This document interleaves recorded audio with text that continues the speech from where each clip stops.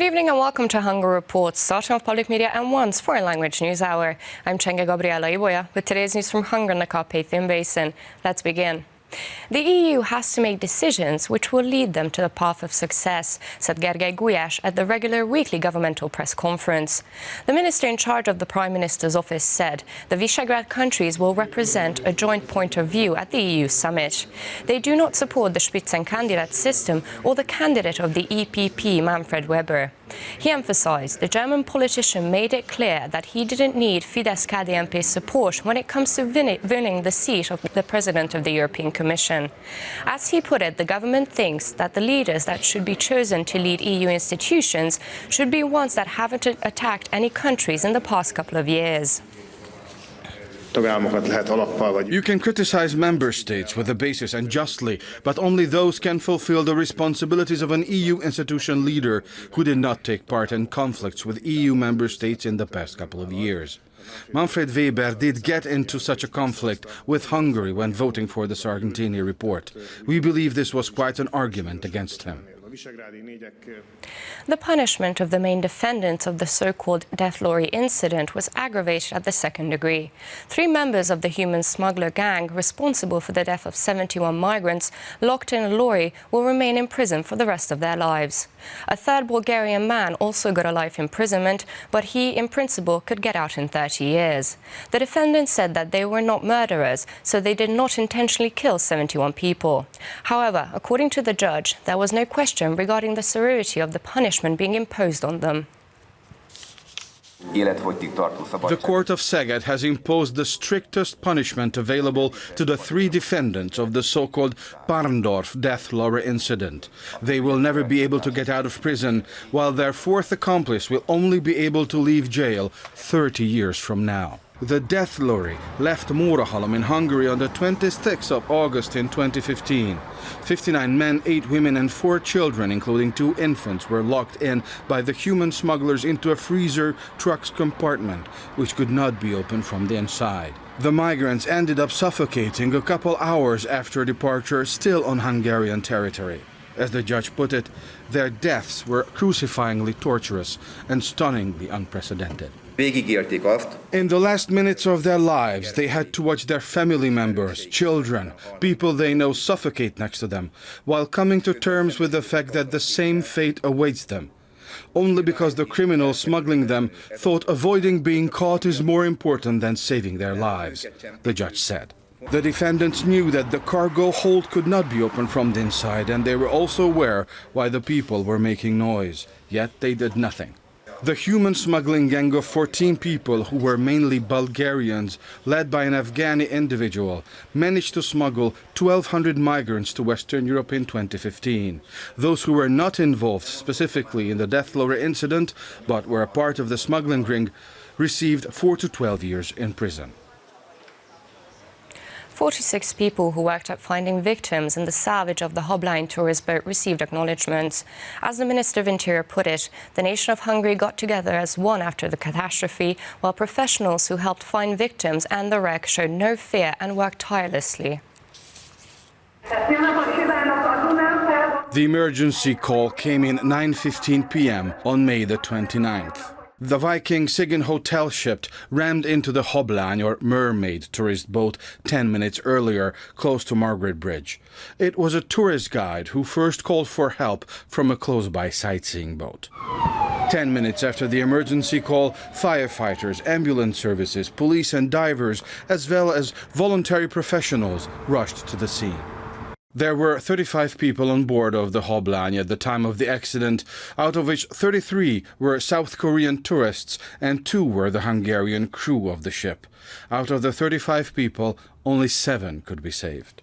After the collision, the small tourist boat sank within 7 seconds. 2 weeks of tiresome and heroical work began after the accident. Hundreds of professionals worked around the clock to lift the wreck from the bottom of the Danube River. The Hungarian Minister of Interior handed over acknowledgements to those taking part in rescue operations and the salvage of the ship. Sándor Pintér said, "We have to give thanks to those who, with exemplary risk-taking, courage and commitment, have worked in a deterrent natural environment unwaveringly and fearlessly." El kívánom ismerni. I want to acknowledge the volunteer activity that, beyond saving lives, helped find the victims and salvage the sunken boat. There are those who have saved lives who, with exemplary risk-taking, have shown courage and commitment to rescue and salvage operations, the minister said. Officially, 25 people lost their lives in the accident, while professionals are still looking for 3 victims south of the Budapest section of the Danube River. A gas processing plant was opened in Híradó County, which can help further improve energy security and help Hungary import less energy. According to the government, the PAKS nuclear power plant expansion can further help in this, which is an also important investment for climate protection. This is how a new state-of-the-art natural gas plant looks like. The new facility that has just been inaugurated was a €20 million investment. You'll see it's the latest technology. It can actually runs itself, and the operators are monitoring and just taking care of problems. From 10 wells, 300,000 cubic meters of raw, uncleansed natural gas arrive into the plant, where they turn it into high-calorie gas and feed it into the national pipeline system. The State Secretary for Energy and Climate Policies said the aim of the Hungarian energy policy is to lower the country's energy dependency. We need enormous amounts of import natural gas and crude oil. More than 80% of our energy demand has to be imported. Thus, every single investment that can replace imports by domestic gas or oil production is very valuable to us. It increases the security of the supply, the State Secretary said. Klímastratégia is az Európai Unió napirendjén lesz. The minister heading the PM's office said at the regular weekly government press conference that carbon emission is a key topic of the current EU summit. Gergely Gulyás added that without nuclear energy, the Paris climate requirements are impossible to meet. Magyarországon CO2 emissions in Hungary has been continuously decreasing in the past years, and it keeps decreasing. Germany, for example, is erasing nuclear power from its energy mix, and as a result has increased its carbon emissions and has to import electricity from countries that produce it by nuclear power, the minister said. Since 1990, Hungarian CO2 emissions had decreased by 32%, which is one of the best figures in the world. The goal is to make this figure reach 40% by 2030. Construction of the PAKS nuclear power plant has started. First, office buildings, assembly halls and warehouses will be built. The PAKS nuclear power plant is a guarantee that the Hungarian population and businesses will have cheap, predictable and secure power, emphasized the minister responsible for the project at the PAKS 2 construction site. János Süli pointed out that without nuclear energy, there are no utility fee cuts and no climate protection. In Hungary, if we want to provide families with cheap electricity, there is no other way but to build these 2 new blocks of the nuclear power plant. And we will. The first major phase of this is the construction of this office building.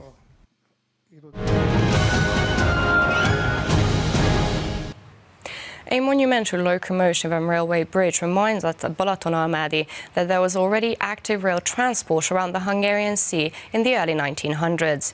The 22-kilometer section between Lake Balaton and Veszprém was in service for 60 years from 1909. In Balatonalmádi, a bridge over one of the streets was built to commemorate a contemporary locomotive. The 50-ton, 330-horsepower, 60-kilometer speed train was one of the popular towers of the then National Railways. Fine art with an engineer's point of view. This is the name of an exhibition at the Hungarian Oil and Gas Museum in Zalaegerszeg. Judit Kovács, a mechanical engineer, turned to art after 44 years as a technical designer. To date, she has made 180 paintings, all of which show the world a little different from the traditional artistic perspective. The exhibition of the artist from Zala can be seen in Zalaegerszeg until the 21st of July.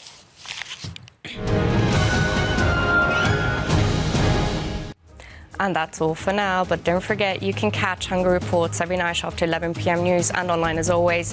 Do stick around and watch our German, Russian, Chinese language news. Thank you for watching and have a lovely evening.